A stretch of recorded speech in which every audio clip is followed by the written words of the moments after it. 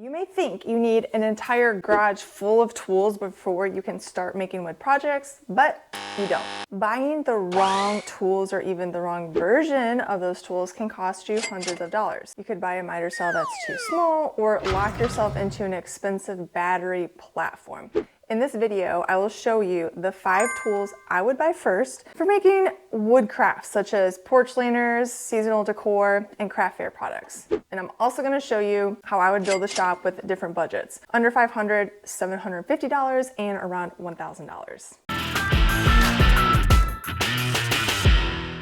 Let's talk about the shop real quick. This is not a furniture building shop. I'm not buying joinery equipment or a large table saw or tools for building cabinets and dining tables. This setup is specifically for smaller items, porch laners, wood signs, holiday and seasonal decorations, outdoor wood decor, and smaller craft fair products. This should work in a one-car garage or part of the barn, just to utilize that space. Now, the first decision is also usually the biggest one, so let's talk about the miter saw. The miter saw makes fast, repeatable straight cuts and also angled cuts. I recommend a corded one for sure. A cordless one, they are battery powered ones. That would be for somebody moving between job sites, but a corded one is better because you get more power. You don't have to worry about batteries. You'll typically find 3 sizes of miter saws: 7 1/4, 10-inch, and 12-inch. So the 7 1/4, which is a smaller one, it is smaller, it's easy to store, it's lighter, so it's easy to move, it's going to be a lot cheaper, and the blades are probably going to be less expensive too. But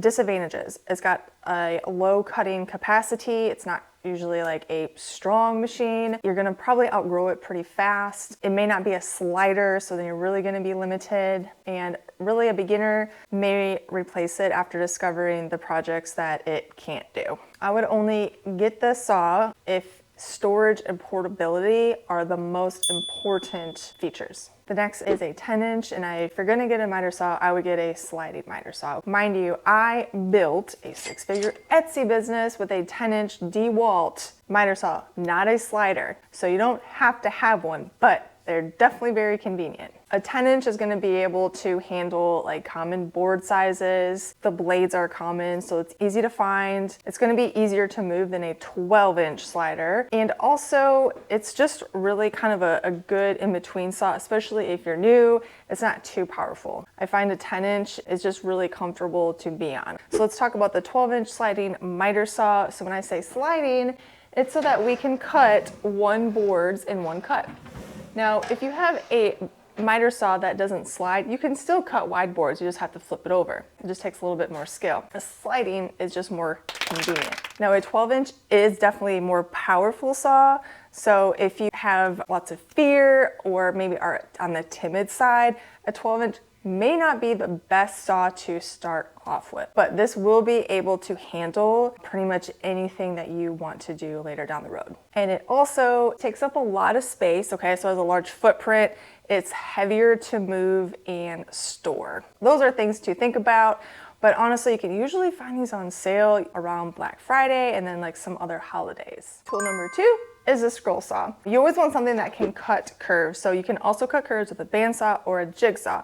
But a scroll saw, you can definitely do a lot with. Bandsaws and jigsaws both have limitations. A scroll saw is usually better for a beginner. Now you can cut out shapes like this. All these curves are easy to do. Any kind of that wood decor, scroll saws can handle it. This model is a 22-inch variable speed scroll saw. So from the blade to the back end of it, this throat size is large. So if you have the money to buy a big one, I definitely would. Some things to look at: we want a nice, sturdy table. The lighter the weight that is, the more vibration you'll have. It's just not a pleasant experience. Like a heavy duty one is definitely worth the investment. But if you can't swing that yet, there's great 16-inch scroll saws that you can get as well. I know the Wen and the Ryobi are popular models. I have never had those brands. I used to have a super cheap one from Harbor Freight, Central Machinery brand. That one was not even worth that money, so I wouldn't go that cheap. It does get the job done, but not for very long. They're not made to last long. I've also had a DeWalt that I love as well. So when it comes to scroll saw, spending more money, you're gonna get a better quality and you're probably not gonna have buyer's remorse. Number 3 is a drill and an impact driver. So they're both really great to have. If you were to buy these tools separately, you're usually gonna pay a little bit more. I would definitely try to look for a kit that had both of these. Now, obviously these weren't in a kit. I had Rigid brand forever, years and years. Low cost, got the job done, great. Recently I have upgraded to Milwaukee. I had a bunch of other Milwaukee tools. And after a while, these do lose power. So I got Milwaukee, so I got a drill, and this is an impact driver. This is really great for fastening screws, especially longer screws. Just makes the job go faster. But I would recommend having both. If you don't have both, I would just go for a drill, and I would definitely get battery powered. Tool number 4 is a random orbital sander. I recommended a corded one. A lot of people want to buy the battery powered one, but if you're using this a lot, the battery pack, it's heavy and you'll feel it in your wrist, in your elbow, in your shoulder, in your neck eventually. The corded one has more power. You don't have to worry about batteries. So I recommend a corded one. But do not get a mouse sander or any of those. You want a random orbital sander. These can do so much. So this DeWalt one you can get at Home Depot. You can also get nicer ones as well. And they don't last forever. You start to feel more of that vibration in your hand at some point, but they do last a long time. Next is a pneumatic air nailer, a brad nailer or a narrow crown stapler, just something that you can drive smaller nails in, so you don't always have to use screws for assembly. I have both. I have a brad nailer, so it has these 18 gauge brad nails. I also have a narrow crown stapler that I use for lots and lots of assembly, especially lighter weight things. I also use pneumatic. Why? Because they're lighter weight. I don't have to worry about a battery. And the pneumatic ones, they don't jam. I don't have problems with them. The battery brad nailer I have, it likes to jam. Plus, I already have an air compressor, so if you do get pneumatic nailers, you will need an air compressor. But I also use the air compressor for air for blowing off projects before I stain or paint them. But there are advantages to having a battery powered one, so you don't have to mess with a hose or air compressor. You know, air compressors are noisy, especially the pancake one, so that could be a big factor. Or the battery powered ones are just easier to carry to remote locations. So what do you do if you're on a budget? Let's talk about 3 budgets. These are going to cover major tools. Keep in mind, they're not going to include blades or sanding discs and things like that, or extension cords. These are just the major tools. So level 1, under $500, this level will generally require buying some used tools. And I bought used tools, so when you do buy them, you do need to test them out, turn them on, make sure they work, okay? Because some people do try to sell junk. I would say look for a new sander. One thing I wouldn't buy used is a sander. I would make sure you buy those new. Also, buy new is probably a drill, and honestly, it's one of the probably the cheaper items. A kit would be a good thing. I tell you what, every time there's a tool sale, they always have the drill and impact combo kits on sale. For used, then they could look at your miter saw, a scroll saw, and a compressor, and a nailer. And when we're talking about buying used, multiple places: Facebook Marketplace, estate sales, garage sales, auctions. A lot of times, you know, somebody passes away, they have an estate sale.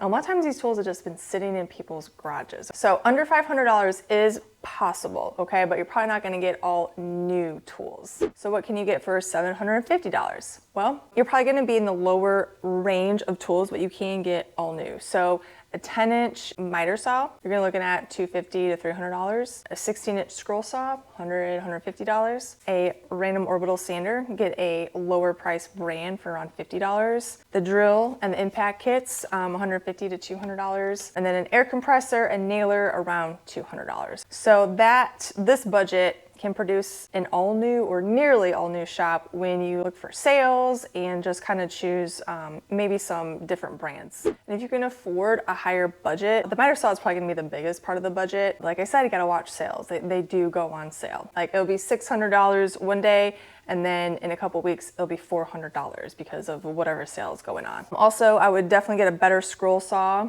That's really going to be a good investment. Also, with a bigger budget, you can buy a nicer orbital sander like a DeWalt, I used to be really loyal to Porter Cable. I think their quality started to go down. So then I tried DeWalt and I've been happy with that. And then with that money that you still have left over, you can get that drill and driver kit that you want, and then also maybe a better or quieter air compressor. Now, you may be asking, there's a whole bunch of other tools I have not mentioned, which is true. So I haven't talked about table saw, circular saw, router, jigsaw, joinery tools, or dust collection, because although those tools are very useful, they're not really required to begin producing like the seasonal decor that you see me make. Now, like I have a shop vac hooked up, and that is my dust collection system. I will link the video to that. So something like that you don't need right now. Don't get so caught up in worrying about projects that you may make in the future.